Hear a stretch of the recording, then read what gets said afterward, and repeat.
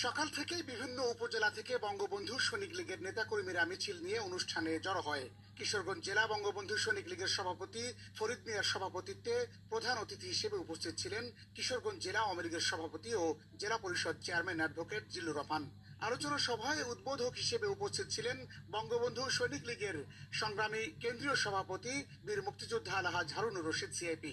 এ সময় তিনি বলেন, শেখ হাসিনার হাতকে শক্তিশালী করতে তিনি বঙ্গবন্ধু সৈনিক লীগের নেতাকর্মীদের সাথে নিয়ে সব সময় মাঠে প্রস্তুত রয়েছেন।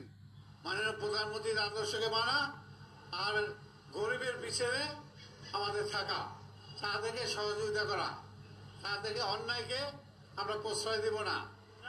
আল্লাহ রহমতে আপনারা যে কোনো অন্যায় পাইলে প্রশাসনের কাছে বলবেন, আওয়ামী লীগের নেতা আছে তাদের কাছে বলবেন, আপনারা বলবেন, ছাড়াই যাবেন। অন্যায় যে করবে তাকে রক্ষা দিবেন না।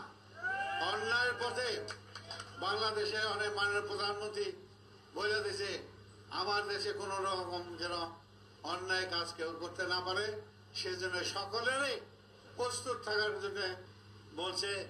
আমিও বলি বঙ্গবন্ধু সৈনিক লীগের সকলকে আপনারা প্রস্তুত থাকবেন। প্রধান অতিথির বক্তব্যে অ্যাডভোকেট জিল্লুর রহমান বঙ্গবন্ধু সৈনিক লীগকে সহযোদ্ধা হিসেবে ভূয়সী প্রশংসা করেন। হারুন ভাইকে আবারও আমি বলি, আপনি সত্যিকার অর্থে আপনারা সৈনিক লীগ করে আসছেন এবং সৈনিক লীগ একটি ফোর্স, আমরা বলি এটা আওয়ামী লীগের একটা ফোর্স, অক্সিলারি ফোর্স হিসেবে দায়িত্ব পালন করবে। আর একটা ব্যাপার আপনাকে বলবো, আপনারা কেন্দ্রীয় নেতৃবৃন্দের সাথে আলোচনা করে আপনাদের শ্রমিক লীগটাকে আমাদের অঙ্গ সংগঠনে নিয়ে নেবে। অনুষ্ঠানে অন্যান্যের মাঝে উপস্থিত ছিলেন কেন্দ্রীয় কমিটির সহসভাপতি অ্যাডভোকেট শওকত আলম, যুগ্ম সাধারণ সম্পাদক শাহ রেজাউল মাহমুদ, সাংগঠনিক সম্পাদক সোহেল রানা, কিশোরগঞ্জ কৃষক লীগের সদস্য আলমগীর হোসেন সহ আওয়ামী লীগের বিভিন্ন অঙ্গ ও সহযোগী সংগঠনের নেতৃবৃন্দ।